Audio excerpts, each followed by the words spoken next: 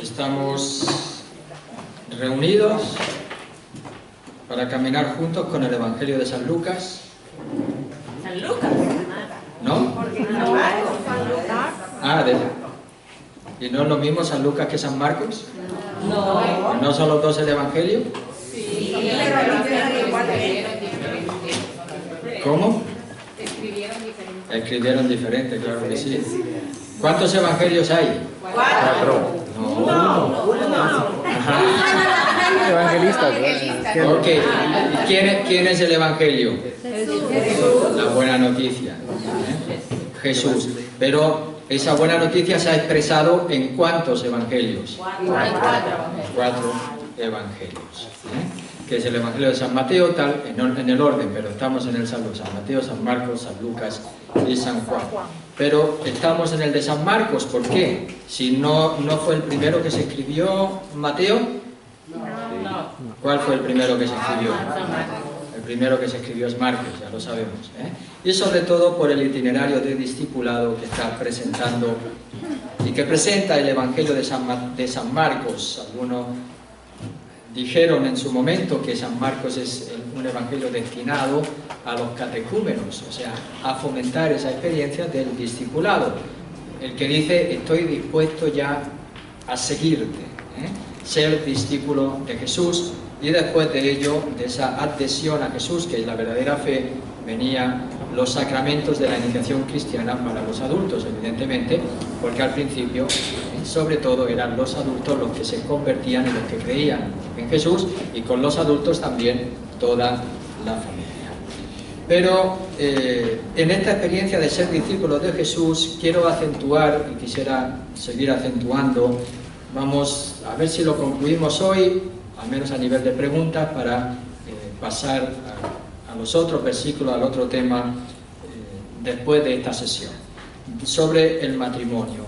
Y el matrimonio contextualizado, no podemos abarcar toda la faceta del matrimonio como sacramento, pero sí en orden a lo que Jesús dice de esa unidad indisoluble y de los casos que nosotros nos encontramos normalmente. Ya dijimos que algunos se han, hablando de la indisolubilidad del matrimonio, se han asustado con el capítulo 8 de la Amoris Laetitia, cuando el Papa ha abierto esa posibilidad en un discernimiento serio de la comunión de los divorciados vueltos a casar, ¿verdad?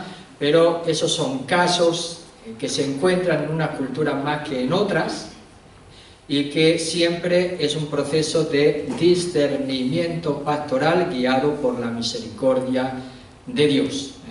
Pero los casos que nosotros nos encontramos en nuestras comunidades son distintos, son un poquito distintos. No nos encontramos tantos casos, o los que se encuentran siempre se pueden, por lo menos yo me he encontrado en nuestras parroquias, esos casos que se pueden solucionar con un proceso canónico. Un proceso canónico que sea de falta de forma canónica, eso es si no se han casado por la Iglesia o no han tenido otro matrimonio anterior, ¿verdad? O si han tenido otro matrimonio anterior, pero han sido casados por la Iglesia con un proceso de nulidad matrimonial. Eso no es un proceso de divorcio, ya lo dijimos, está claro. Entonces, hoy quisiera acentuar, haré una síntesis sobre eso, y desde el texto que vamos a escuchar, acentuar esa experiencia, hasta dónde tiene que llegar también la experiencia del discípulo cuando vive la experiencia del matrimonio, junto con una experiencia de discipulado, que es de seguimiento de Jesús, que lleva también y conlleva una experiencia eucarística. Recuerden que cuando hablábamos de la Eucaristía, los primeros cristianos, incluso los primeros mártires de la Eucaristía, la pregunta que le hicieron, ¿qué hacían? ¿Por qué no dejan de celebrar la Eucaristía? Su respuesta era, nosotros sin la Eucaristía no podemos vivir. No podemos vivir. O sea, ¿hasta qué punto llega esa experiencia de discipulado en muchas situaciones de nuestros parroquianos, de nuestros feligreses que vienen a la iglesia de San Patricio y a otras iglesias aquí en Los Ángeles y seguro en Estados Unidos, que viven en situaciones de no sacramental y sin embargo se quedan en esa situación no sacramental por años, como si fuese algo normal de un proceso del discípulo de Jesús, del verdadero y auténtico discípulo de Jesús. En un momento determinado el discípulo tiene que tomar decisiones para vivir como discípulo, es decir, en el seguimiento de Jesús, para seguirlo en sus condiciones. El que quiera seguir detrás de mí, ¿qué tiene que hacer? Venir detrás de mí, ¿qué tiene que hacer? Negarse a sí mismo, cargar con su cruz y que me siga. También voy a desenmascarar situaciones que yo no estoy de acuerdo y no es lo que la Iglesia está llevando a cabo, porque también he escuchado dentro de la Iglesia Católica este tipo de discursos. La invitación directa, como es el matrimonio indisoluble, entonces vive con un borracho o con una borracha, con un maltratador o con una maltratadora, y entonces aguanta. Aguanta con paciencia porque el tiempo de Dios no es nuestro tiempo. Ora para que cambie y para que se convierta. Bueno, eso hoy la Iglesia no lo predica más. Lo predican algunos grupos extremistas. Dios no puede querer que una persona viva. Esa no es la cruz de la que habla Jesucristo. Jesucristo no te ha dicho cásate para que sufras. Ahora, el amor implica negarse a sí mismo, claro que sí, para entregar la vida al otro. Pero uno se ha podido casar engañado. Desconocía a la persona, pero como ya me casé en la Iglesia y es indisoluble, ahora tengo que aguantar todo lo que venga. Entonces, no quiere decir eso que uno no tiene que intentar salvar un matrimonio, hay que hacer todo lo posible. Pero cuando no hay una claridad de cambio y de conversión en uno de los cónyuges, la separación está permitida. Y ese tipo de matrimonios seguramente se pueden anular. Yo estoy convencido de eso. Y de hecho uno indaga y hay un motivo fundamental que es la inmadurez o la incapacidad de amar. De una forma adulta y para siempre y de una forma adecuada, con el respeto que se merece la otra persona, ¿verdad? Cuando esa inmadurez está presente, el consentimiento está viciado desde el inicio. Porque ese consentimiento no lo dio una persona capaz de entregar la vida, sino una persona egoísta, incapaz de amar y de entregarse para siempre.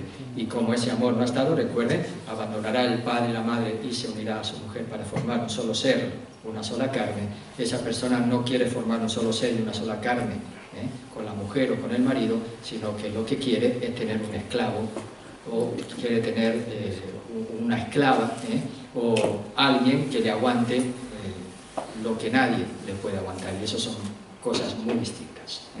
Entonces son esos dos extremos que a veces vivimos dentro de nuestras comunidades, precisamente basados y fundamentados en esa indisolubilidad. Lo que Dios ha unido, que no lo separe el hombre. Y la pregunta es si verdaderamente Dios lo ha unido.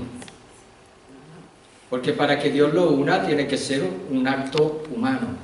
Y si ese acto humano no es libre plenamente, está viciado el consentimiento desde el inicio. Pero eso es una de las realidades que vivimos. Vamos a ponernos en oración antes de hablar de estas realidades. Les anticipo los temas que vamos a tocar dentro de la indisolubilidad del matrimonio y también el matrimonio como sacramento, tal como está expresado también en la carta de Efesios. No lo vamos a desarrollar, pero ahí en cuando ese matrimonio que es desde el inicio lo creó hombre y mujer, por eso dejará al padre y la madre y se unirá y formará un solo ser, se convierte en sacramento solo desde Jesucristo, cuando es celebrado en Jesucristo y se une ese amor humano. ¿A qué se refiere? Dios en la creación, al ser unido a Jesucristo, se convierte en sacramento de salvación. Ese amor humano es salvación para los demás, vivido en fidelidad a Jesucristo y en la fidelidad mutua y en la entrega del uno al otro, es signo, es sacramento, es salvación para los demás, es signo de cuánto Dios ama a la humanidad y realiza esa salvación. Su amor humano, por eso consagra y los santifica, santifica a los hijos y santifica a todos aquellos que se acercan a ustedes cuando ustedes les dan también ese testimonio de amor como el de Cristo a su iglesia. Y es eso el sacramento del matrimonio.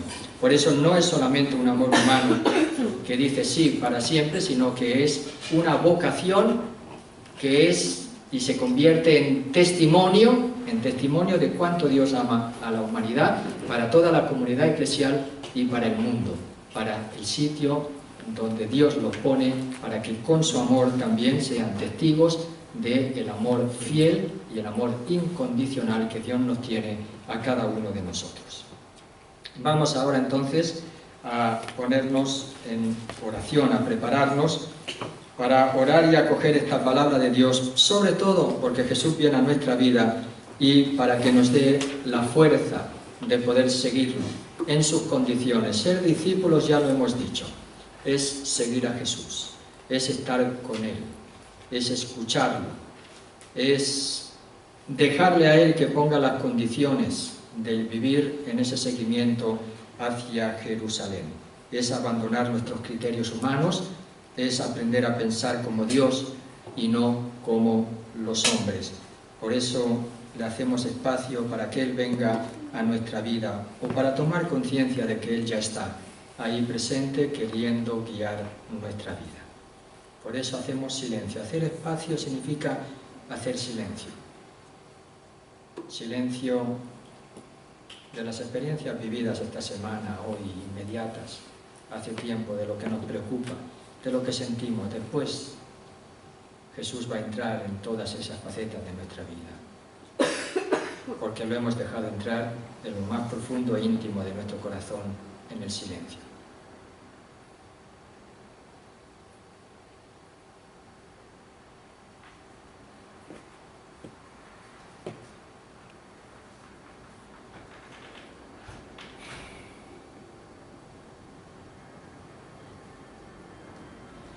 Y sabiendo que Jesús quiere venir a nuestra vida, lo escuchamos en su palabra, en su evangelio, que nos proclama, y en su invitación a seguirlo. Capítulo 10, versículos 1 a 12 del Evangelio de San Marcos. Y marchándose de allí, fue hacia la región de Judea y Transjordania, y lo acompañaban de nuevo multitudes, y como tenía por costumbre, les enseñaba de nuevo. Y se acercaron unos fariseos y le preguntaron si estaba permitido que un hombre repudiara a su mujer para ponerlo a prueba. Pero él respondió y les dijo: ¿qué os ordenó Moisés? Y ellos dijeron: Moisés permitió escribir el libelo de divorcio y repudiar. Y Jesús les dijo: por vuestra dureza de corazón os prescribió Moisés este mandamiento. Pero desde el principio de la creación, varón y hembra los hizo. Por eso dejará el hombre a su padre y a su madre, y se unirá a su mujer, y serán los dos una sola carne. De manera que ya no son dos, sino una carne. Por tanto, lo que Dios unió, que no lo separe el hombre. Y cuando estaban de nuevo en casa, los discípulos le preguntaban sobre esto. Y les dijo: quien repudie a su mujer y se case con otra, comete adulterio contra aquella. Y si ella repudia a su marido y se casa con otro, comete adulterio. Invocamos al Espíritu Santo, que nos guía a la verdad plena, que nos hace entender, que ablanda nuestro corazón para poder seguir a Jesús, para convertirlo y seguir a Jesús. Ven y sígueme hacia Jerusalén. Solo el Espíritu Santo me puede dar el gozo, la alegría y la prontitud y la perseverancia en la respuesta. Ven Espíritu Santo, llena los corazones de tus fieles y enciende en ellos el fuego de tu amor. Envía, Señor, tu Espíritu y serán creadas las cosas y renovarás la faz de la tierra. Oh Dios, que has iluminado los corazones de tus fieles con la luz del Espíritu Santo, concédenos el saber obrar animados de este mismo Espíritu para gustar siempre del bien y gozar siempre de su consuelo por Jesucristo nuestro Señor. Amén.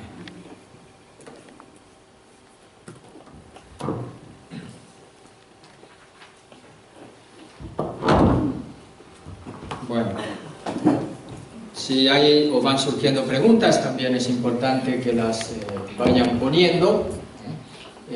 Entonces vamos a ir siguiendo con este texto que ya más o menos hemos adelantado en el significado, ya lo hemos explicado, y sería cómo aplicarlo en nuestro día de hoy a todas las circunstancias y situaciones. Y algunos pueden decir, no, pues lo que dice Jesús está claro y como está claro no hay vuelta de hoja. Lo que pasa es que ya en las primeras comunidades se daban situaciones a las que ellos ya tendrían que responder. Y ya les anticipé que el Evangelio de San Mateo, por ejemplo, cuando habla de este mismo texto, añade una excepción. Dice, repudia a su mujer, excepto en caso de porneia. Es lo que ella, porneia es el término que usa San Mateo y que da quebradero de cabeza a la hora de la traducción. Entonces, se está hablando en caso de adulterio, en caso de prostitución, en caso de infidelidad, dirán algunos, pero sin duda está reflejando que ya la comunidad cristiana se encontró con que lo que Jesús declamaba y enseñaba como voluntad de Dios, que no se ha negado nunca, y ahí está, en la realidad había situaciones en que dejaba que ese vínculo, esa voluntad de Dios, lo que Dios quería, pues no fuera posible que se viviese en esa situación que estaban afrontando en la comunidad. El privilegio paulino es otra de las pruebas, dijimos, o de las que nos hace ver esa acción de la Iglesia que ha intentado conjugar siempre el mandato de Jesús con la misericordia de Jesús, con el perdón que Jesús ofrece, con el pastor que carga la oveja y va en busca de la oveja perdida, con la mujer que pierde la moneda en la casa, y con todas esas situaciones en las que Jesús ha mostrado compasión, misericordia, y que quiere establecer, y así nos ha revelado que Dios Padre quiere establecer la comunión, especialmente porque son los pecadores los que necesitan el médico, son los enfermos los que necesitan el médico y no los sanos. Esos dos principios hay que conjugarlos, y es fidelidad a Jesús defender la indisolubilidad del matrimonio, y es fidelidad a Jesús ser misericordiosos como vuestro Padre es misericordioso, porque precisamente hay una bienaventurada que también está diciendo, bienaventurados los misericordiosos, porque ellos obtendrán misericordia.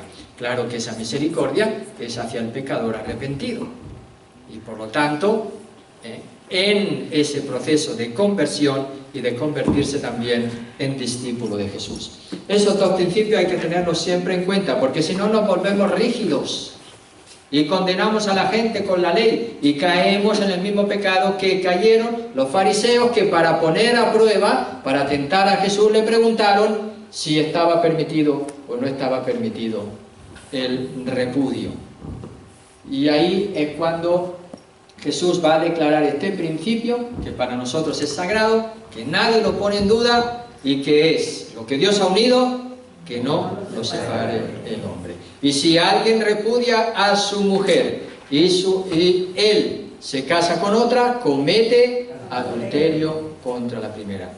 Más claro, no puede ser, eso nadie lo niega, es un principio moral que nos viene de la voluntad divina. Hacer el resto no es vivir conforme a lo que Dios quiere, sobre el matrimonio y sobre el amor entre un hombre y una mujer. Y al contrario, si una mujer repudia al hombre y se casa con otro, comete adulterio contra el primer marido. Eso no hay vuelta de hoja. Entonces, ¿por qué ahora? Decíamos, hay ese capítulo 8 del Amoris Laetitia. Pero antes de pararse, y yo no me voy a parar a analizar, ya les he dicho, léanlo, y si tienen preguntas, díganmela y yo intentaré responderlas. Pero antes de leerse el capítulo 8, léanse el capítulo 4, el 5, el 6 y el 7. Porque ese capítulo 4, 5, 6 y 7 es para que no se llegue al 8. Y eso se olvida mucha gente, que está criticando y fijándose solamente en el capítulo 8, y se olvidan del 4, del 5, del 6 y del 7, que es la tarea pastoral de la Iglesia. Y es lo que dice el Papa Francisco. Dice, cuidemos lo que Jesucristo nos ha dado, cuidemos la voluntad divina, cuidemos el mandamiento, cuidemos lo que Dios quiere, hagamos y vivamos como Dios quiere. Pero acompañemos para que eso sea posible. No pongamos sin más la exigencia, sino que demos las posibilidades, las herramientas, que vivamos o hagamos vivir procesos de crecimiento en la experiencia de ser discípulos de Jesús. ¿Para qué? Para que las personas no tengan que llegar a ese momento en que divorciados, casados con otros, ahora le tengamos que negar un nuevo sacramento, que es el sacramento de la Eucaristía. Ya ni uno ni otro. Entonces los excluimos del plan divino. Cuando precisamente el Papa Francisco está hablando en situaciones que no hay reverso, que no hay marcha atrás, que hacer o tomar otro tipo de decisión, ese tipo de decisión sería un mal mayor del que ya se ha creado hasta ahora. Está hablando de esas situaciones. Por eso digo que no me voy yo a parar a explicar cuál es la actitud que tiene que tener la Iglesia. Muy claro, para el Papa Francisco y para la mayoría de los obispos, de los cardenales y de la Iglesia. Misericordia quiero y no sacrificios. Esa es la postura de la Iglesia. Entonces vamos a buscar esa misericordia de Dios y cómo vamos a hacer vivir a esta pareja que está en esta situación la experiencia del amor, la misericordia y el perdón de Dios y la gracia en sus vidas. Ya cometieron muchos errores, se han arrepentido, están en un proceso de conversión y de discipulado auténtico y verdadero ahora. Bien, pero como esos no son los casos de la mayoría, sino que son casos excepcionales, me estoy explicando, porque algunos piensan que eso ya es la mayoría. No, esos son casos excepcionales. Tanto es así que en nuestras comunidades hispanas yo no me he encontrado ninguno. Bueno, sí, me he encontrado uno, pero era tan complicado ya que tienes machacadas a esa persona que al final uno acaba diciendo a veces, dice, que Dios te bendiga, hija mía, haz lo que pueda, porque otra cosa no puedes hacer. A veces es eso, pero hay situaciones en que sí se pueden hacer otras cosas. Entonces nosotros creemos, ¿no?, que el matrimonio es indisoluble, ¿sí o no? Sí. Creemos que el amor es para toda la vida, ¿sí o no? Sí. Creemos que el amor es entre un hombre y una mujer, ¿sí o no? Que se unen ¿para qué? Para vivir. Creemos que el matrimonio es un sacramento y por lo tanto, al ser sacramento, tiene que ser expresión del amor de Dios por medio de Jesucristo a su Iglesia y desde la Iglesia a toda la humanidad. Esa es la vocación cristiana, es una vocación.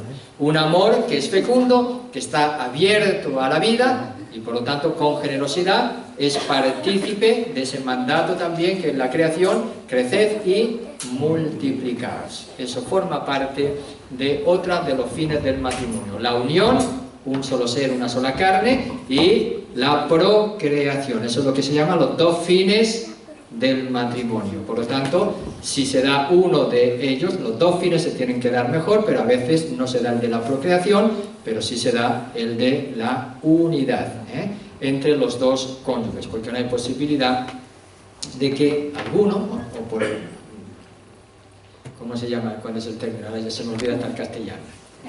Porque es infecundo, porque es estéril, entonces no puede procrear. Bueno, hay otras maneras de ser fecundos Y en la Iglesia siempre están posibilidades, plantearse la posibilidad de la adopción, plantearse la posibilidad del servicio hacia una comunidad, hacia unas personas, y ser fecundos en otros ámbitos de la vida. Un amor no puede estar encerrado en sí mismo, porque si no, no es amor. Eso sí es importante. Y ese amor que es dejar al padre y a la madre, ya hablamos también, eso a algunas de las comunidades hispanas también les cuesta, no lo voy a desarrollar más, dejar al padre y a la madre. Y ahí les voy a contar una anécdota personal de mi padre y de mi madre, que no tenían casa cuando se casaron. Y saben ustedes que no dejar, abandonar al padre y a la madre significa que el casado casa quiere. Y no tenían casa ni mi padre ni mi madre cuando se casaron en un pueblo de España, en el sur de España, y el cura del pueblo le dijo: como no tenéis casa y el casado casa quiere, les dejó un espacio de la casa cural, de la rectoría, para que mis padres vivieran allí. Mi padre era el sacristán de la iglesia, mi padre era el organista que llevaba el coro de la iglesia también, y entonces les dejó el sacerdote que vivieran allí hasta que ellos se encontraran una casa o pudieran tener una casa donde ir a vivir, para que no estén viviendo ni con su padre ni con su madre. Tanto es así que mi hermano mayor en el pueblo, después ya mis padres emigraron hacia Barcelona, mi hermano nació en la casa curial, en la rectoría, y el cura hizo poner un cartelito cuando nació mi hermano, porque mi padre estaba trabajando en el campo, y cuando volvió mi padre en el campo se encontró un cartelito al entrar en la casa que decía: nos ha nacido un monaguillo rubio. Como anecdótico. Así que, como para decir, casado, casa quiere, porque es importante. Eso significa, y ahí sí me he encontrado en nuestras comunidades hispanas, sobre todo en hombres muy apegados a su madre. Muy apegados a su madre. Tanto es así que casi parece que siguen más apegados a su madre que a la esposa con la que se han casado. Y le hacen más caso a la madre, y yo no voy a decir que le hacen más caso a la esposa, porque ni a la esposa ni a la esposa hay que hacerle caso. A ver, yo sé, dígame, ahí soy español y uso el lenguaje. Dígalo fuerte. No hay que hacerles caso qué está significando, porque no es una cuestión de mando y obedezco. Eso es hacer caso. Yo te hago caso, el alumno le hace caso al profesor, en ese sentido, ¿verdad? El hijo le hace caso al padre, obedece. ¿Qué significa? Que el marido y la mujer no están hechos para obedecerse en las órdenes que se dan el uno al otro. ¿Por qué? Porque al principio los creó varón y mujer. ¿Y qué le dijo? Por eso abandonaráis, serán los dos. Significa, ya les dijimos, que esa unión se basa en la igualdad. En la reciprocidad de la diferencia, sí, pero en la igualdad. En la complementariedad de los sexos, sí, pero en la igualdad de la dignidad. Y esa igualdad, hoy en día, no se construye con el yo mando y tú obedeces, sino con lo que llamamos... ¿Qué cosa? Con lo que llamamos, ¿qué? Diálogo. Diálogo. Eso, así se crece en la unidad. Humanamente hablando, se crece con el diálogo. ¿Y el diálogo qué significa? Escuchar y hablar. Escuchar y hablar. Y eso es lo que el Papa Francisco desarrolla, creo que es en el capítulo 4 de la Amoris Laetitia, o en el 5, no recuerdo, sobre la carta de San Pablo a los Corintios, cuando habla del amor. El amor es. Y es ahí que desarrolla ese diálogo construido desde el amor entre un hombre y una mujer. Es muy bonito, léanlo, ténganlo como tarea, como discípulos de Jesús, porque ustedes como discípulos de Jesús, si tienen que ser una sola carne y un solo ser, tienen que caminar juntos. Ya les dije, no se acostumbren el uno al otro, porque el día que se acostumbren el uno al otro, ahí viene la decadencia del matrimonio. Ahí viene la separación. La unidad hay que construirla día a día, con diálogo, escucha y hablar, ponerse de acuerdo en las cosas, decidir juntos, no imponerse en los criterios, que valga, hacer valer el discurso del uno y el discurso del otro y al final llegar, y eso es el amor. Una sola carne no significa que vivamos mirándonos el uno al otro embelesados, sino que aprendamos o que aprendan juntos a mirar en una misma dirección. Porque si no les va a pasar como a Manolo y a María. Que ya lo he contado, ¿no saben ya? Sí, se lo he contado. ¿Por qué? Se lo he contado un montón de veces. Del viernes no. Ellos no aprendieron a mirar los dos en una única dirección, sino que les exigió una, renunció a su propio ser para mirar solamente ella en una sola dirección. Miraba por los dos. Bueno. Miraba por los dos. Pero mire qué pasó. Que resulta que no se podían casar, eran muy pobres también. Esos no son ni mi padre ni mi madre. No se podían casar. Eran muy pobres. Y entonces no se podían casar, pero querían ellos casarse. Porque se querían los dos, decían.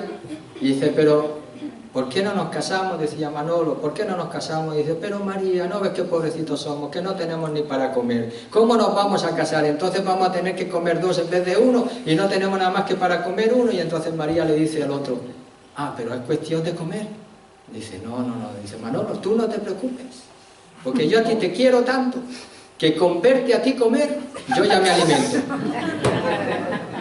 Y entonces Manolo dice, ¿pero de verdad me lo dices, María? Dice, que sí, que sí.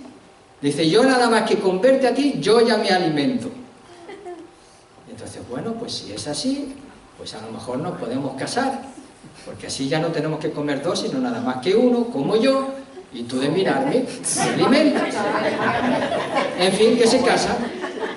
Y viene la convivencia diaria, y entonces llega la hora de comer.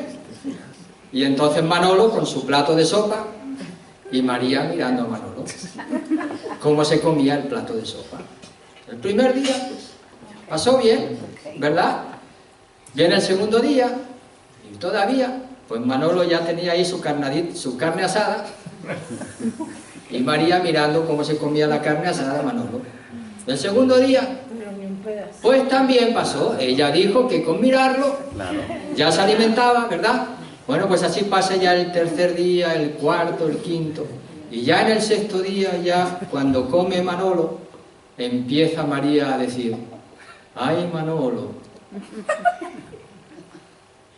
Y entonces él comiendo y ella, ¡ay, Manolo! Ah, no, pues viene el séptimo día y otra vez la comida y María ya, ¡ay, Manolo! ¡Ay, Manolo! Y entonces ya llega un momento en que Manolo dice, pero bueno, ¿qué es lo que pasa, María? Tú no es que dijiste que con verme a mí nada más tú ya te alimentabas. Dice, sí, ay, Manolo, lo que pasa es que ya no te veo.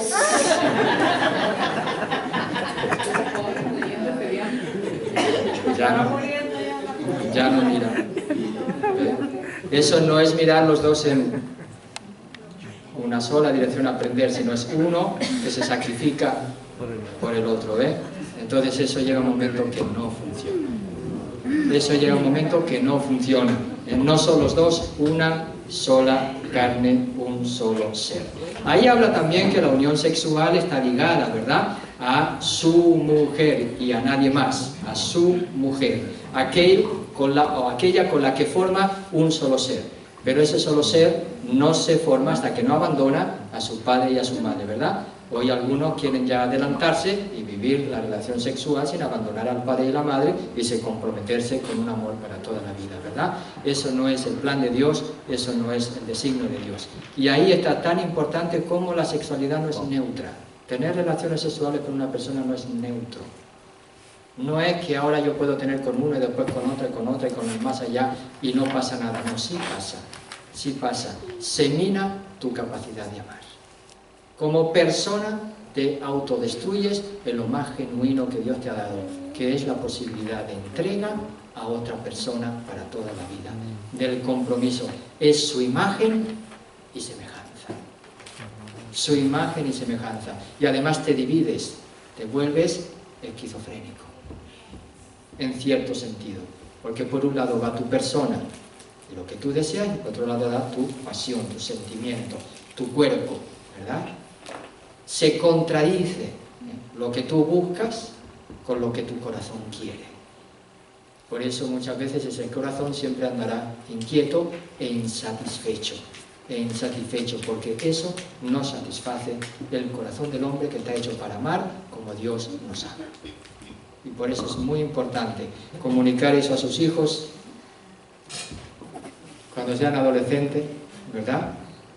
Es tan importante, y hoy sobre todo en los muchachos esa fuerza instintiva que después aprenderse además a dominar, a controlarse, a construir amistades sanas es lo que mejor prepara para el matrimonio. Una persona que ha ido con este, con otro, con el más allá y con otra o lo que sea, le va a costar mucho más la fidelidad, porque no se ha ejercitado en ella. Desde joven no se ha ejercitado. Entonces, como no se ha ejercitado, va a ser más complicado.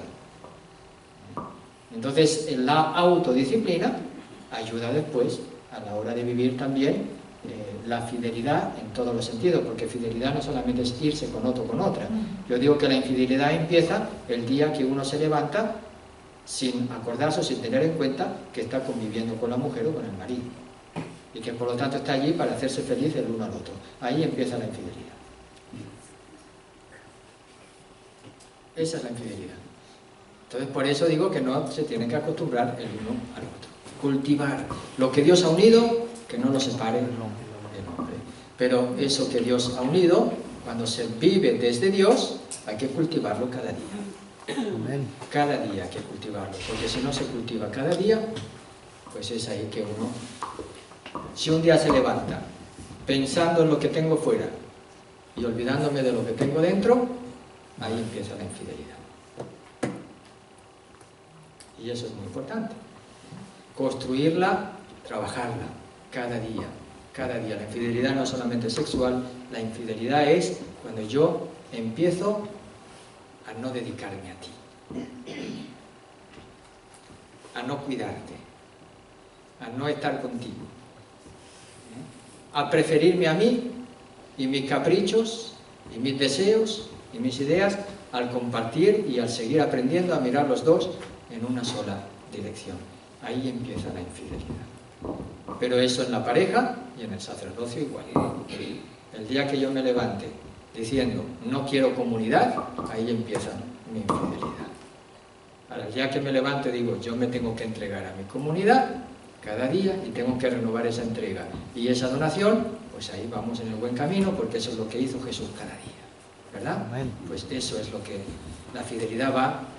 ¿Ve? Como yo también tengo que tener un amor fiel, y ese amor fiel no será tal si yo me olvido de que Dios me ha puesto a cargo de una comunidad para acompañarla y para dar mi vida en esa comunidad. Entonces, por eso necesitamos la oración, evidentemente. ¿Para qué está la oración? Para estar unidos al Señor. Claro, porque Dios te recuerda todo eso. Cuando tú acoges a Dios, tú no te vas a olvidar de eso. Ahora, si tú dejas de acoger a Dios en la oración, ahí sí empieza a olvidarse. Ahí sí empieza a olvidarse. La infidelidad a Dios va a repercutir en la infidelidad a los demás. Por eso es tan importante dentro del matrimonio. Bueno, como somos cristianos y discípulos de Jesús, ¿verdad? Queremos vivir esta realidad, ¿sí o no? Amén. Estamos dispuestos a negarnos, a cargar con nuestra cruz y a seguir a Jesús, ¿no? A perder la vida por Jesús y por el Evangelio. Entonces, ¿el marido y la mujer son una cruz el uno para el otro? No. A veces sí, ¿no? ¿No? Yo siempre. En el sentido genuino de la palabra. O sea, ¿no se tienen que negar a ustedes mismos para entregarse? Sí. Pues esa es la cruz, ¿no? La cruz que se hacen sufrir el uno al otro, eso no es... A veces sí se hacen sufrir el uno al otro, no me digan que no. A veces sí se hacen sufrir el uno al otro, pero eso hay que trabajarlo, ¿eh? Pero la cruz, ¿qué significa? Negarse, amar, entregar la vida cada día. Recuerden, negarse a sí mismo, morir, no querer salvar la propia vida, porque si prevalece el egoísmo, es ahí cuando se mata también el amor, ¿eh? Eso es importante. Evidentemente, Ustedes no se casaron para sufrir, sino para hacerse felices el uno al otro. Y eso es el proyecto de Dios también. El proyecto de Dios no es que suframos, sino que nos hagamos felices el uno al otro. Ahora, hay circunstancias en la vida donde llega el dolor, el sufrimiento, donde llega la traición, donde llega... ¿Y qué hacer en esos momentos? Hay momentos en los que no hay más remedio que separarse. Hay momentos en los que uno se da cuenta de que su amor no era tan genuino, o de que se equivocó, porque los caracteres son incompatibles. Hay momentos que pueden aparecer, y de esos sí nos encontramos muchos en nuestras parroquias. Sí nos encontramos con personas que vienen diciendo, bueno, yo me quiero casar con esta mujer, pero tengo un matrimonio anterior. Normalmente suele ser civil, el matrimonio anterior que tienen. Primer caso, ya lo tenemos ahí. Eso es el menos complicado. Porque sí, se casaron por lo civil, pero no se casaron por la Iglesia. Entonces, casarse por lo civil, ¿lo une Dios? No. Si es amor genuino, sí lo une Dios. Si es amor genuino, sí lo une a Dios. ¿O qué dijo Jesús? Al principio los creó, y por eso dejarán a su padre y se unirán. Todavía no está hablando del matrimonio como sacramento. Todavía no está hablando del matrimonio como sacramento. Está hablando del amor entre un hombre y una mujer. Un amor auténtico, un amor genuino. Ahí no están en adulterio. ¿Cómo? Ahí no están adulterando la ley. Bueno, si no tienen fe. Eso es el matrimonio que llamamos natural. El matrimonio sacramento viene después de Cristo.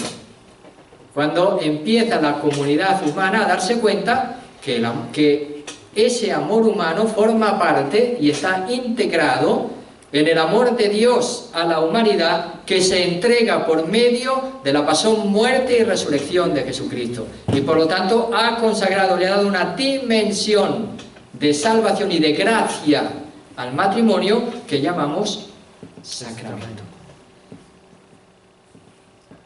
Por lo tanto, el que sigue a Jesús y es discípulo de Jesús no puede vivir su amor sino ¿en quién? Cristo. En Cristo, como condición del discipulado. No es que Él dice, el que quiera venir detrás de mí.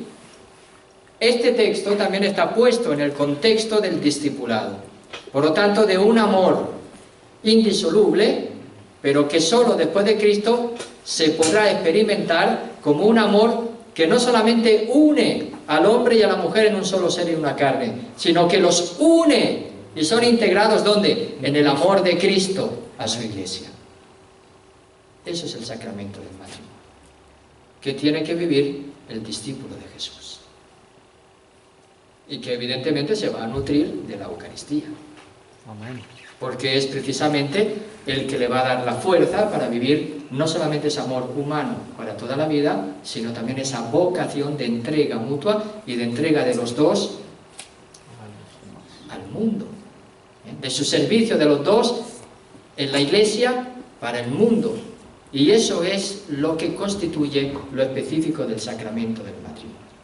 Hay personas, evidentemente, que no tienen fe, que no son católicas, que no son cristianas, pero que tienen un amor auténtico que lo viven para toda la vida. Evidentemente, Dios bendice el amor auténtico. Lo que pasa es que no es un sacramento. Es como la persona que no cree en Dios, pero es honesta y recta en su conciencia. Ya hablamos de eso, ¿verdad?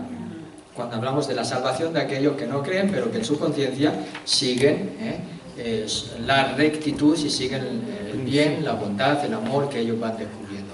Ahí el Espíritu Santo está actuando. Ellos no lo saben, pero la salvación de Dios está actuando en sus vidas. Javier. ¿Ya lo dije? Pero para el que cree en Jesús, tiene que celebrar el sacramento. Tiene que celebrar el sacramento. Bien, entonces, ¿qué pasa con aquellos que están siguiendo a Jesús, que conviven con una persona y no se casan con la Iglesia? ¿Qué tipo de discípulos son? ¿Desobedientes? No. No sé, de pronto no tenga alguna... Escuchen, a mí me cuestiona. O sea, ¿qué experiencia de discipulado estás haciendo que no te quieres casar por la iglesia? Hay algo que falla ahí, ¿no? Digo yo, que hay algo que está fallando ahí, humanamente hablando y cristianamente hablando sobre todo. Yo creo que es más bien una falta de base humana. Es una... Sí, es de consecuencia de ir viviendo conforme a lo que Jesús les va enseñando en la vida. Bueno, entonces, ¿qué pasa con aquellas mujeres o hombres que dicen, no, es que mi marido no se quiere casar? No, es que mi mujer no se quiere casar. Y entonces, como no se quieren casar, celebrar el sacramento, un cristiano, un bautizado, tiene que celebrar, si quiere vivir con un hombre o una mujer, tiene que vivirlo desde el sacramento, si no está en concubinato, ¿verdad? Entonces, ¿qué es lo que pasa? ¿Qué es lo que tiene que hacer? Bueno, en primer lugar, hacer camino, ¿de acuerdo? Pero cuando ya llevan unos años y la cosa sigue igual, ¿qué es lo que tienen que hacer?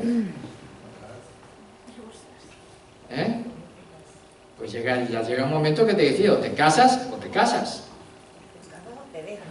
O te casas o nos separamos. Porque dicen, no, es que para mí es tan importante la Eucaristía. Claro, si eres cristiano es normal que sea importante para ti la Eucaristía. Si eres seguidor de Jesús es normal que te quieras alimentar con el pan de vida. Si tú crees que Jesús y sin ese pan de vida no tienes vida eterna, ¿cómo no vas a desear alimentarte de ese pan? Pero no estás viviendo ese amor humano desde tu compromiso bautismal, es decir, sacramentalmente. Entonces tampoco puedes vivir la Eucaristía en la plenitud. Entonces, ¿qué tengo que hacer? La respuesta está clara, ¿no? Pues, ¿qué esperas para casarte por la iglesia? Entonces no será tan serio tu deseo. Es que no... Entonces, ¿cuál es el problema? Que mi marido no quiere. ¿Cuál es el problema? Que mi mujer no quiere. ¿Tú quieres comulgar? Sí. Porque para mí es cuestión de vida y muerte. Entonces, ¿qué tengo que hacer? ¿Ponerle un ultimátum al marido o a la mujer? Ponerle un ultimátum al marido y a la mujer. Sería lo más lógico, ¿verdad? Sería lo más lógico. Muy bien, yo por amor a ti, pues estoy conviviendo como marido y mujer, pero tú no quieres hacer algo que es muy importante y fundamental para mí. Es decir, casarte por la iglesia. Casarte por la iglesia. Entonces, si tú no quieres, ¿qué tengo que hacer yo? Dice usted ponerle un ultimátum. ¿Y cuál es el ultimátum que pueden ponerle? Que te casas ¿Cómo? Una separación sería o te casas o te dejo, pero... O te casas o te dejo. Pero también, si el amor es mutuo y genuino, y tal vez el hombre, el que no se quiere casar, no es católico, no cree en esta religión, y entonces... Si el amor es genuino, eso no hay problema. Entonces, ¿qué? Si el amor te quiere, si el marido te quiere de verdad, el hombre te quiere de verdad, usted se piensa que te va a negar la posibilidad de que tú puedas vivir tu fe en plenitud, y eso implica en el sacramento del matrimonio, y eso implica también con la Eucaristía. Si una persona ama a otra, la respeta, ¿no? Si una persona ama a otra, adelante, eso te hace feliz, yo estoy dispuesto. A mí no me afecta en nada, supuestamente, según mis creencias, a mí eso no me afecta en nada. Yo no creo, pero yo creo que para ti es muy importante, ¿verdad? Y entonces nos amamos los dos, entonces, y en ese matrimonio, como dice el sacramento, por la fe de la mujer santifica también al marido que no cree. Eso era la pregunta, porque si el que no cree le complace, pero él de todos modos no cree, entonces la mujer lo salva a él. Dios Llegan a casar.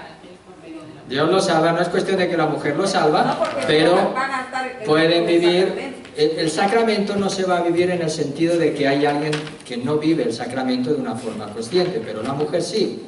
Y la mujer, cuando vive esa entrega como Cristo amó a su iglesia, como la iglesia tiene que ser presentada sin mancha, inmaculada a Jesucristo, su Señor, ¿verdad? Pues es ahí cuando se santifica en ese matrimonio, por la mujer, aunque el marido no crea. O al contrario, por el marido, si es la mujer la que no cree. Pero la cuestión es, Porque también hay muchas personas así en nuestra comunidad. Yo digo, no, tú comulgar sí puedes comulgar. La iglesia sí te deja comulgar si tú no vives como marido y mujer, sino que vives como hermano y hermana. Ah, padre, que eso es importante para ti la Eucaristía o no es importante para ti la Eucaristía. Yo no voy a decidir por ti, pero no digas que la iglesia no te deja, di que tú no das el paso.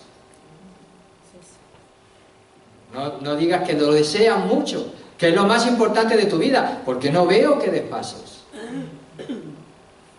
Entonces vamos a dar pasos en ese orden. ¿Y qué pasos tiene que dar? No, es que si doy pasos entonces mi marido se separa, pero no está. ¿Qué es más importante para usted? Pues está tomando más Si usted sigue a Jesús, ¿qué es más importante? ¿Cuál es la prioridad? Y de nuevo, yo cuando ustedes, o hay muchas personas, ¿verdad?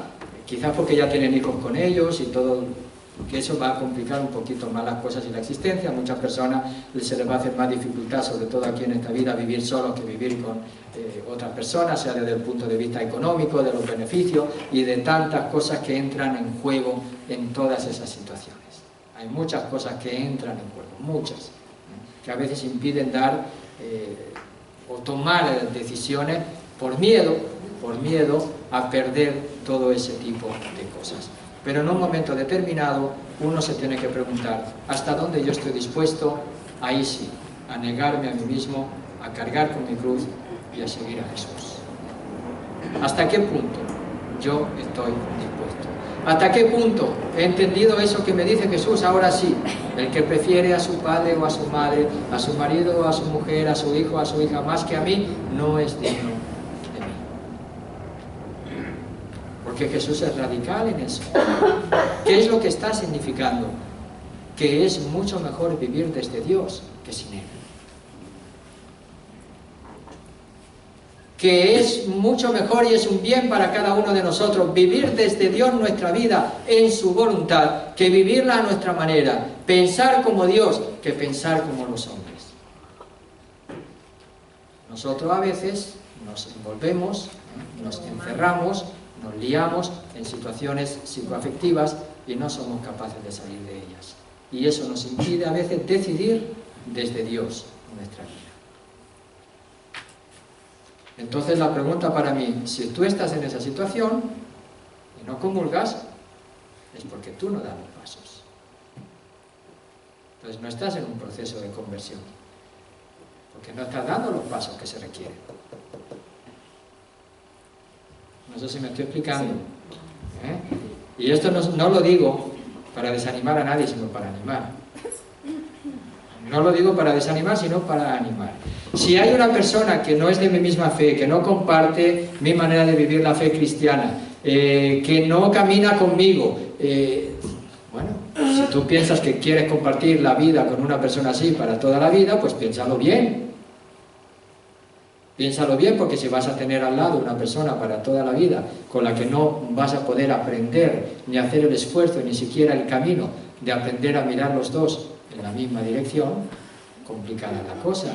Te estás metiendo tú en un callejón que sí, por un lado te dará satisfacciones, pero por otro lado te dará también quebradero de cabeza. Por los dos lados. Y te estás metiendo tú solito o te estás metiendo tú solita. Y entonces va a llegar un momento que la situación puede ser peor de la que hay. Entonces creo que es importante seguir a Jesús y vivir el matrimonio en la experiencia del discipulado. No es solamente estar juntos con una persona, es, si está con un hombre, con una mujer, vivirla como sacramento, es un continuo crecimiento y un continuo discipulado de morir a sí mismo, de cargar con la cruz, de seguir a Jesús, de perder la vida, sí, y ese es el gozo del amor. Y esa es la alegría del amor. Y esa es la alegría del Evangelio. Porque cuando uno aprende eso, a entregar la vida como la entregó Jesús, es cuando puede vivir la felicidad. La felicidad que cada uno se está prometiendo en el amor compartido. También en los momentos difíciles. Aquí hay algunos que ahora van a tener que vivir su amor, ¿verdad? Pues en situaciones de sufrimiento y de dolor. El martes, Ilia, otra que se opera de la comunidad. Entonces la acompañamos en nuestras oraciones. Y su marido, pues ahí al pie del cañón. El marido al pie del cañón a acompañarla, ¿verdad? Porque en la salud y en la enfermedad. Y eso es el amor, y eso es el amor que continuamente va creciendo y continuamente va haciendo. O usted no lo hace con gusto. Claro. ¿Y qué edad tiene ahora? ¿Quién? ¿Yo? Sí, 74. 74 años. A usted no le pregunto la edad. 15. Un poquito más chiquita. Un poquito más chiquita, un poquito más chiquita. La agarró pollita. Bueno, pues es ahí donde a esa edad pues se acompaña y ahora dice, pues ya estamos, ¿verdad? Y nos acompañamos y eso es el amor que tiene que llegar hasta el final de la vida. Está ahí y ahora me toca a mí acompañar, mañana me tocará a mí. 50 años ya lleva Cuando andábamos con usted allá, en Roma o en España, en los dos partes. en las dos partes, celebraron los 50 años de matrimonio. 50 años de matrimonio, pues ahí tenemos en la comunidad testimonio de un matrimonio en el Señor, indisoluble para toda la vida y en la fidelidad del uno al otro, ¿verdad? Y la llevamos también en una oración para el martes, para que todo salga bien también, sea la voluntad de Dios, y usted también pues que ofrezca también estas cositas por su comunidad. La acompañamos. Gracias, ¿Ok? gracias. Bien, entonces tenemos aquí este caso, ser discípulos de Jesús. En el seguimiento implica también tomar decisiones en el orden del amor humano. Afecta a toda la vida. ¿Qué pasa con los fracasos humanos? ¿Qué hacemos con ellos? Se han casado por lo civil, se han separado, se han divorciado, ese matrimonio no podía funcionar, no era sacramento, se juntaron con otros, tuvieron hijos, ¿verdad? Se convirtieron los dos, ¿qué tienen que hacer? Pues si han descubierto a Jesús, querrán vivir en el Señor su matrimonio, ¿no? Tendrán que sacramentarse. El fruto del discipulado es vivir nuestra vida desde Dios. El fruto del discipulado es pensar como Dios y no como los hombres. Por lo tanto, no podemos vivir, si hacemos una verdadera experiencia de discipulado y somos discípulos de Jesús, el amor humano a nuestro modo. Porque si pensamos como los hombres, ahí estamos fuera de la voluntad de Dios. Bien, yo ya no voy a decir que se van a condenar, ni que son unos pecadores, ni que el demonio los haga. No se trata de eso, pero creo que es lo que Jesús nos va a enseñar en el seguimiento. Nos va a enseñar a vivir desde Dios. A vivir desde Dios. Y si no estamos viviendo desde Dios, ¿desde quién estamos viviendo? Desde nuestro egoísmo, desde nuestro pecado, y ahí sí podemos decir, ¿verdad? Ahí está la tentación de Satanás, ahí está el diablo, que también nos aparta de la voluntad de Dios. Pero aquí no se trata de vivir en lucha contra el diablo, sino que se trata sobre todo de vivir Discipulado. siguiendo a Jesús, en el discipulado. Pero no seamos bobos, que también hay alguien interesado en que no lo sigamos. Por lo tanto, no nos durmamos. No nos durmamos significa no dejemos de ser discípulos, no dejemos de estar con Jesús, no dejemos de estar alerta y en vela continuamente, porque el diablo, como león rugiente, está rondando, buscando a quien devorar. Tengamos cuidado también. ¿Y eso qué significa? Que no dormimos en la oración, que no oramos. Al diablo, ¿sabe lo que más le interesa? No es que no sea religioso, no, que no tenga fe, no, o que no vaya a la iglesia. Lo que más le interesa es que no ore. Porque el que no ora no está bajo la guía del Espíritu Santo, sino que está bajo la guía de su egoísmo. Entonces, bajo la guía oculta del diablo. No te enteras, pero como no oras, no estás poniendo tu vida en Dios. ¿En quién estás poniendo tu vida? En alguien que está por ahí rondando, buscando a quien devorar. Ahí estás poniendo tu hermano tu vida. ¿Por qué? Porque no hay oración. Porque no hay oración. El Papa se lo recordaba en Tailandia a los obispos hoy, a los religiosos, a las religiosas. Un sacerdote, un religioso, un evangelizador, un catequista, si no ora, pierde la fuerza, pierde su misión y por lo tanto no está actuando ni hablando desde Dios, sino que está actuando y hablando desde sí mismo. La oración es lo que hace que nosotros, en lo que hagamos, sea con la fuerza y sea hecho también en el nombre, echando las redes. Echa las redes. Es que no me has pescado en toda la noche. No, pero ahora te lo estoy diciendo yo. Es que no has pescado en toda la noche porque no lo has echado en mi nombre. Pero si tú echas las redes en mi nombre porque yo te lo estoy diciendo que lo eches, entonces la pesca es abundante. Ahora, si lo echas en tu propio nombre, pues ahí ya no hay pesca abundante. Pesca abundante no significa el número de peces, significa la calidad del mensaje que se está comunicando. Para aquellos que quieren acogerlo, se convierte en gracia de Dios para ellos, para los que quieren. Bien, tenemos ahora un... Sí. Sí, padre, buenas noches a todos. Estaba leyendo yo la carta apostólica esa y pues usted tocó un tema que casi no se toca en la iglesia, casi no se toca, lo que es la sexualidad. Y ahí en el capítulo 4, en el numeral se puede decir 150, 160, el Papa nos exhorta mucho a lo que es la sexualidad, habla mucho de la sexualidad en el matrimonio, pues, el matrimonio bajo la gracia, bajo la oración, como está hablando usted, bajo la oración del Espíritu Santo, es algo maravilloso el poder compartir con su pareja, el poder tener todo eso. Hablamos de eso ahora aquí, o en estos tiempos, o a nosotros mismos aquí, y se nos hace como un escándalo hablar de sexo, de sexualidad, mejor dicho, en una comunidad, en una reunión, a una pareja. Es algo como fuera de sí.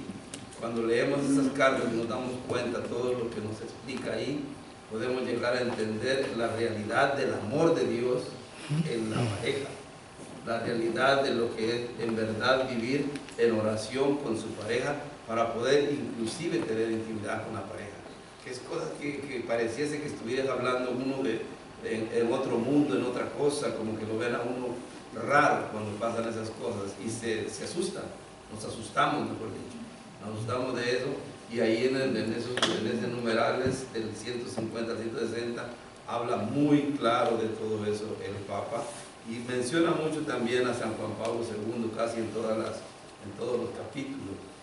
Y en el capítulo 8 me parece que es también donde está y habla de por qué muchos no se casan también, porque están esperando hacer la fiesta, esperando juntar el dinero para tener y hacer una gran fiesta. No están en verdad, como ustedes, queriendo seguir un verdadero discipulado con Jesús, sino solo están esperando en la celebración, en lo que es grande, en cosas del mundo, pues, lo que el mundo da.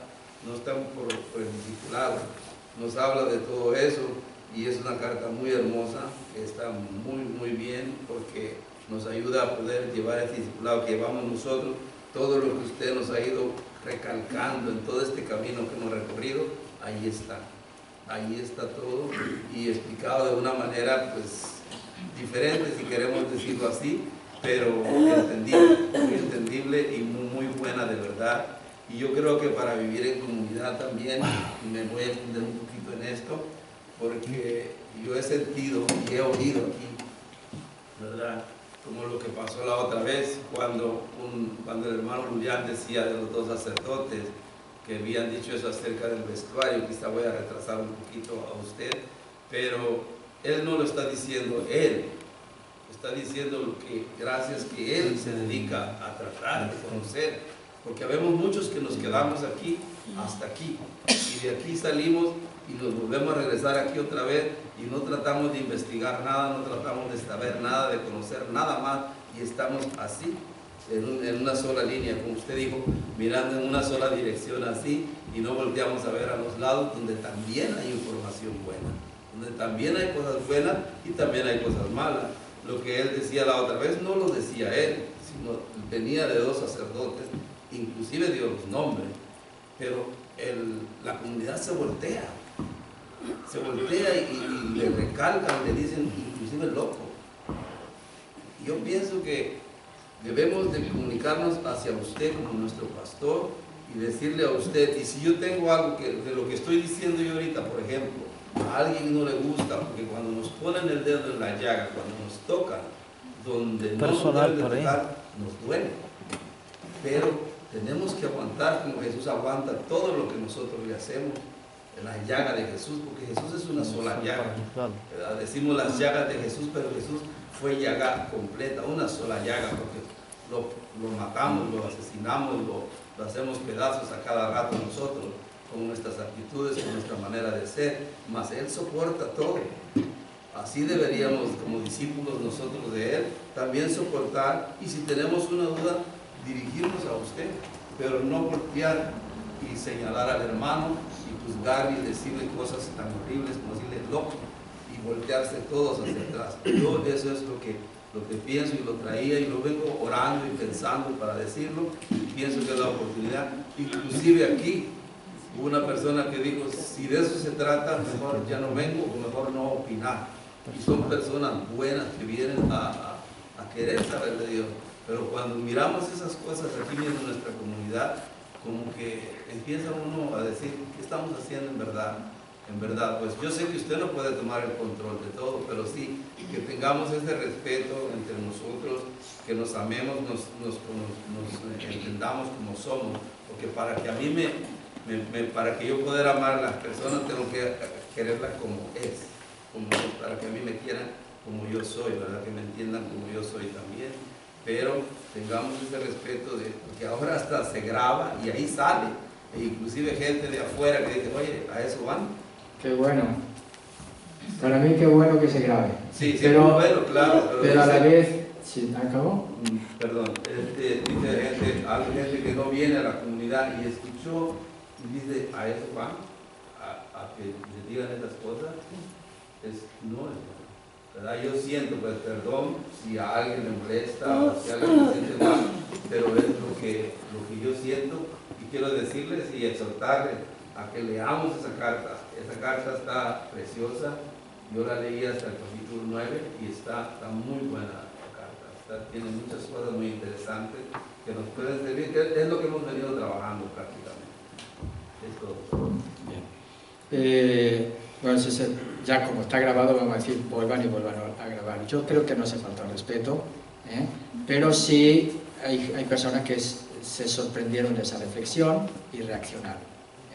Esa reacción está, no, eso no. Pero decirle loco a la persona. Bueno, eso yo no lo escuché, no sé. Se está, evidentemente, a veces... Una cosa que yo siempre he dicho, y para la comunidad, y creo que eso se lo he repetido y se lo he vuelto a repetir.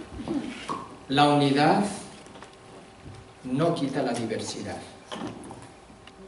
De hecho, en nuestra comunidad su objetivo es una comunidad, una sola, porque tiene que ser una en Cristo, ¿no?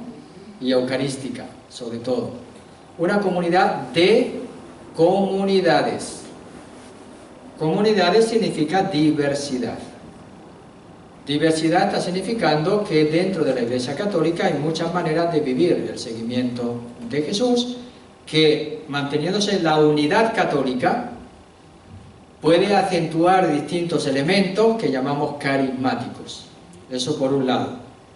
Y esos elementos carismáticos significa, o tiene mucho que ver también con sensibilidades distintas, maneras de orar distintas, maneras de expresar la fe distintas, sensibilidades u opciones que toman los distintos grupos, comunidad de comunidades también, porque aquí venimos de distintos países, no venimos todos de un solo país. Disentir, y se lo sigo diciendo, disentir, pensar distinto, en lo opinable, aprendamos. Pensar distinto no es estar contra nadie. Pensar distinto significa que yo tengo otra sensibilidad, otra idea, otra concepción distinta de esa realidad, porque yo soy una persona distinta que culturalmente, personalmente, educativamente, por los motivos que sea, veo cosas que a lo mejor esa persona ve desde otra perspectiva. Entonces, el respeto mutuo pasa por la aceptación de que alguien puede opinar distinto sobre un tema que puede ser discutible. Eso es fundamental. Pero eso pasa, Ramiro, no solamente en nuestras comunidades. Y el que dice yo no voy porque después mira cómo hacen, después vienen a otras reuniones, son los que más gritan. ¿Qué quiero decir con eso? A veces nosotros pensamos que porque una persona piense distinto ya es nuestro enemigo, ¿no?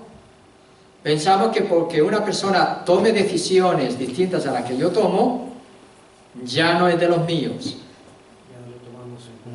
No, seguimos siendo una comunidad y seguimos caminando juntos en la comunidad.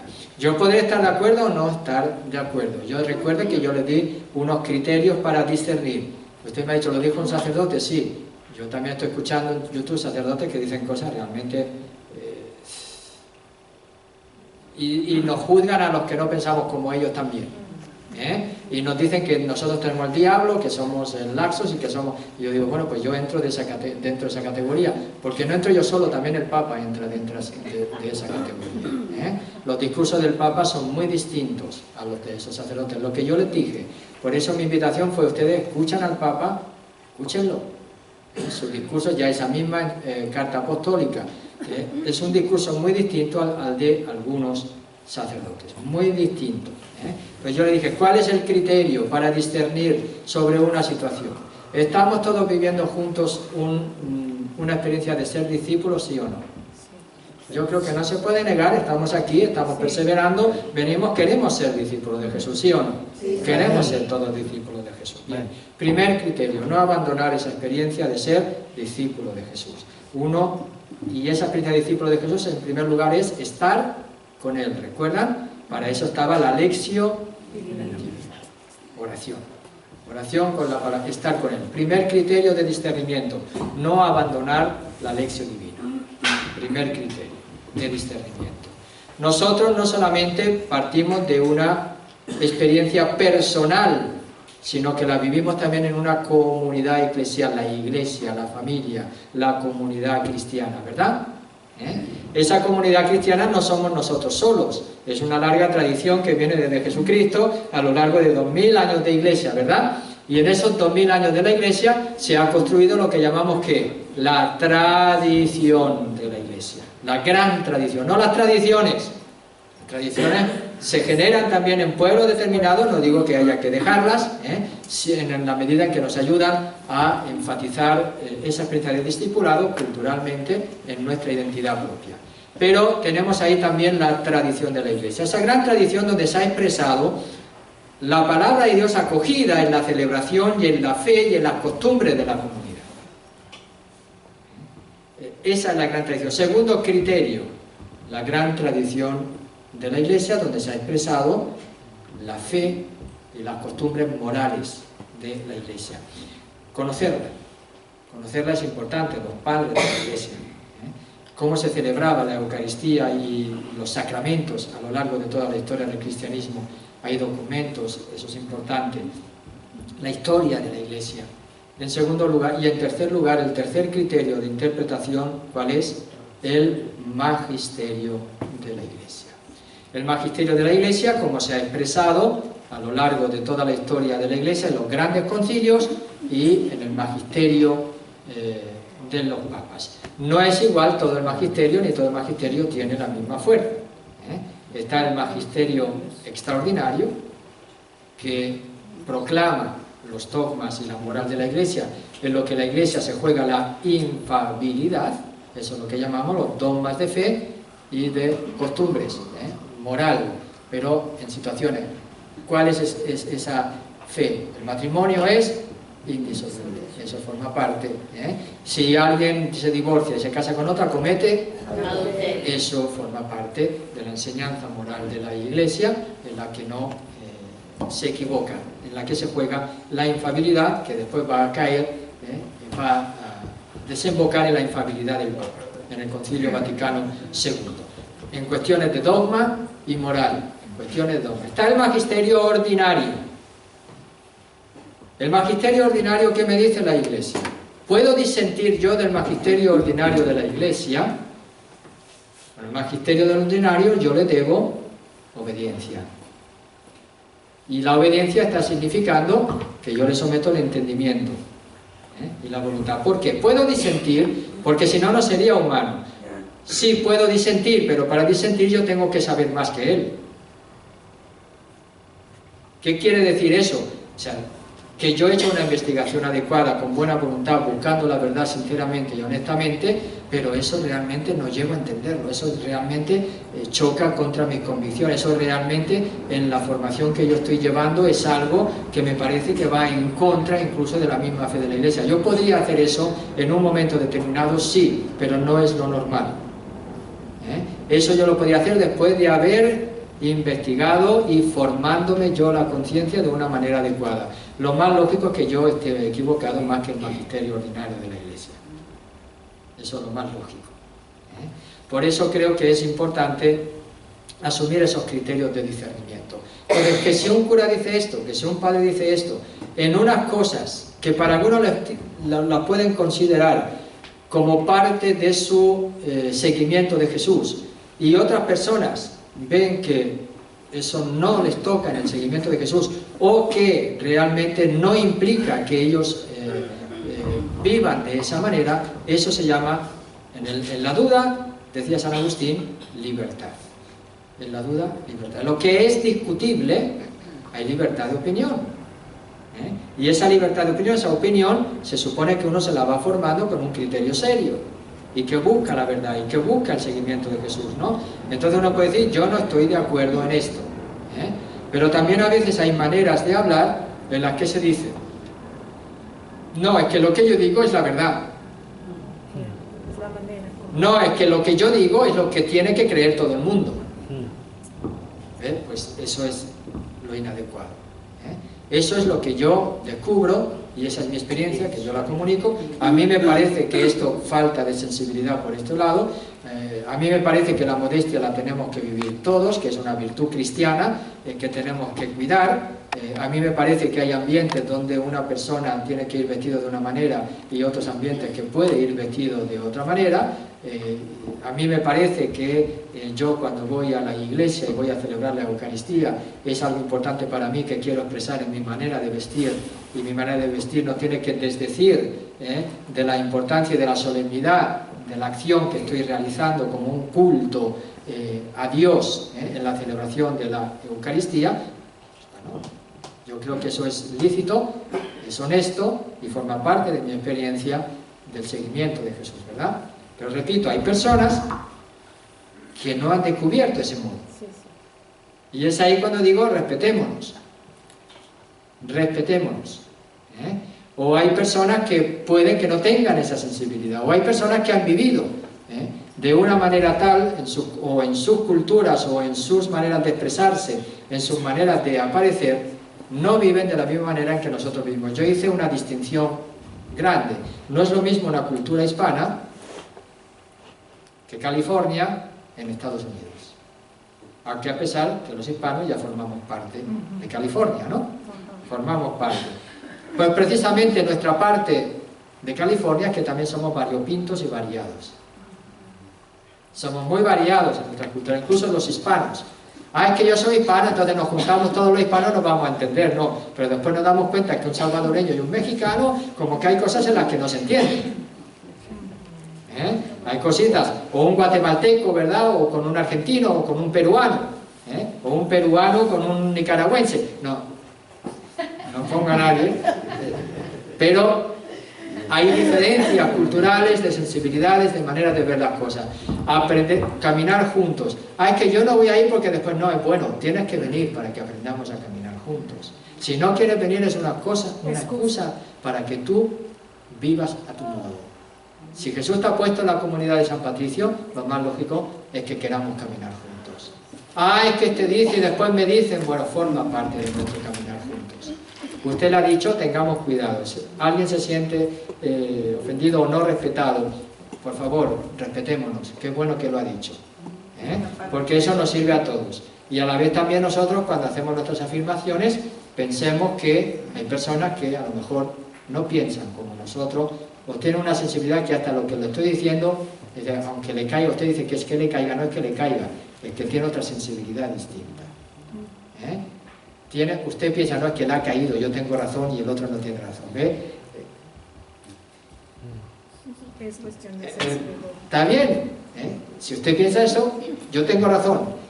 El que le ha caído no tiene razón, pero le ha caído y por eso ha reaccionado de esa manera, está bien, forma parte de la realidad.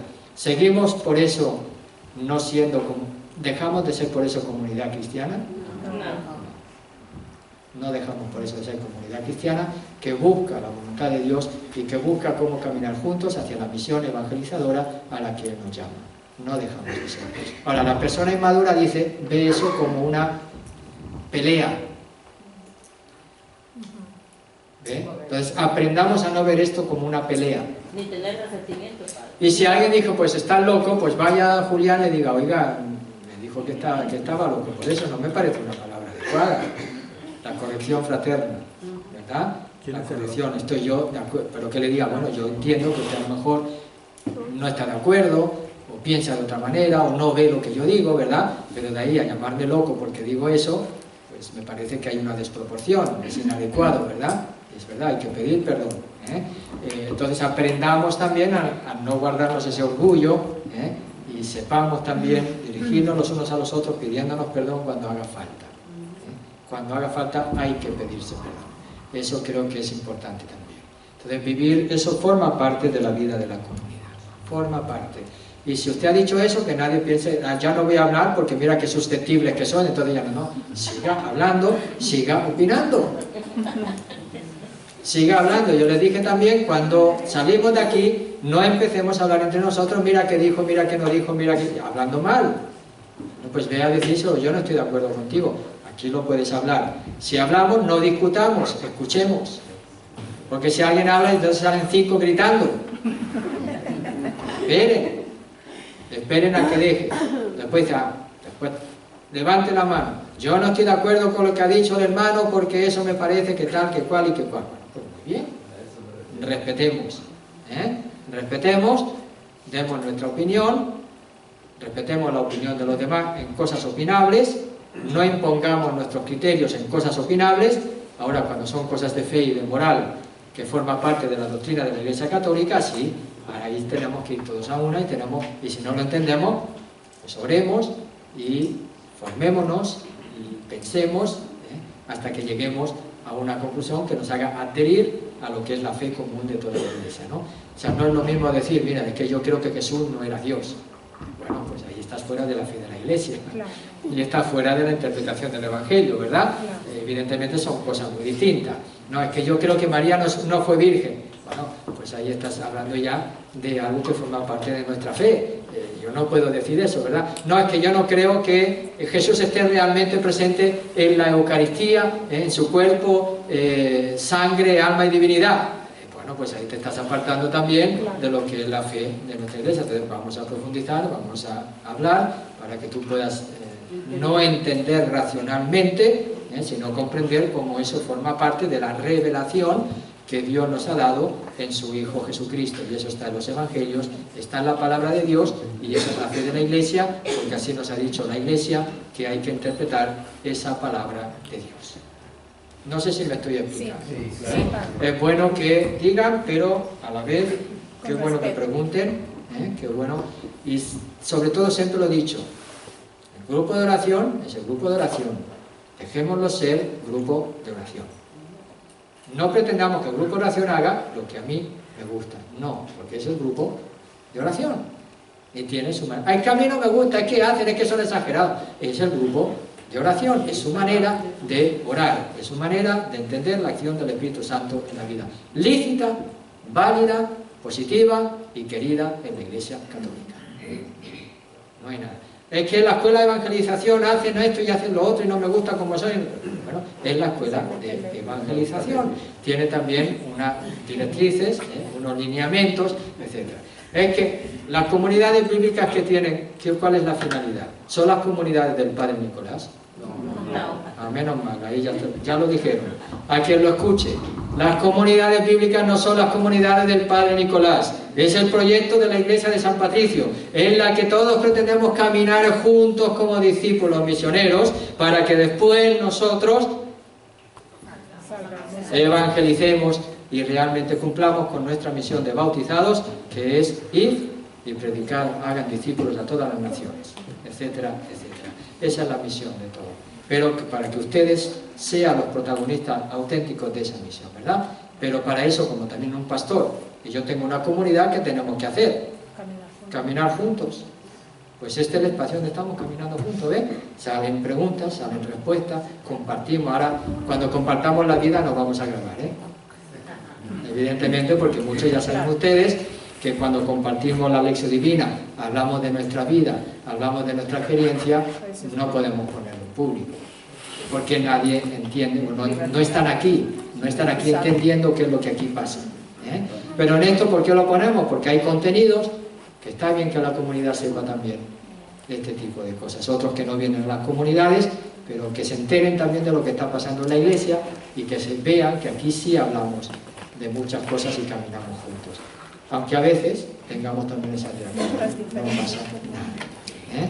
No es malo si lo miramos desde el amor y queremos seguir caminando juntos como comunidad. ¿Qué hora es? Las 9. ¿Ya son las 9? Sí, padre.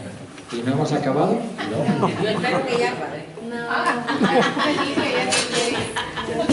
Bueno, que sirva para la comunidad entonces. Ya el semana que viene es Thanksgiving, Sí. entonces van a estar muchos fuera, no tendremos comunidades, ¿eh? No vamos a tener ya comunidades entonces hasta enero. ¿Por qué? Porque tenemos la novena a la Virgen de Guadalupe, que ya empieza el día 3, ¿eh? Tenemos las posadas, después la celebración de la Navidad, y después tenemos Reyes, después de Reyes, el primer viernes después de Reyes. El día 10. El día 10 retomamos las comunidades y en este tiempo de Adviento, pues ya saben que estamos todos llamados a una misión común en las posadas, por un lado, participando también en la novena a la Virgen de Guadalupe, juntos, orando juntos, para celebrar la fiesta en el tiempo de Adviento, porque es María quien nos trae a Jesús. Acabamos este domingo nuestro tiempo ordinario, y el otro domingo ya es tiempo de Adviento.